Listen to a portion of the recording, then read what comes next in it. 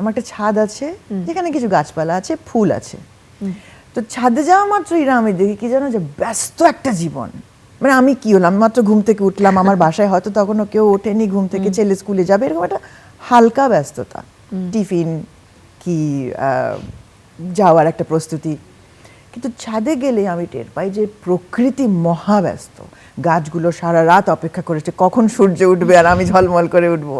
তারপরে আমার যে এই যে মৌমাছি এত ব্যস্ত এত ব্যস্ত, তারপরে পাখিগুলো এত ব্যস্ত।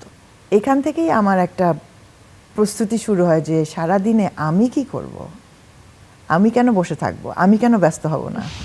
তাই আমি ব্যস্ত ব্যাপারটাকে, যদিও সঙ্গীতের সাথে ব্যস্ততা একেবারেই যায় না, মানে সঙ্গীত হলো তোমাকে কতটা তুমি শান্ত থেকে তোমার ভাবনাটাকে সুরের মাধ্যমে তুমি প্রকাশ করবে, তোমার নিজের যে একটা জগৎ, তুমি নিজের সাধনা, সেটা একটা আলাদা বিষয়। ব্যস্ত শব্দটা এখানে যায় না। কিন্তু আবার এটা আমি মনে করি যে আল্লাহর নিয়ামত কিন্তু ব্যস্ত থাকা। তুমি কি করছো, তুমি চিন্তা ভাবনাটাও ব্যস্ত অবশ্যই, মানে ব্যস্ততা থাকাটাই আর কি আমার মনে হয় যে এটা একটা আশীর্বাদ। বিকাশ পেমেন্টে 10,000 টাকার বেশি অফার, শপিং চলছে তো।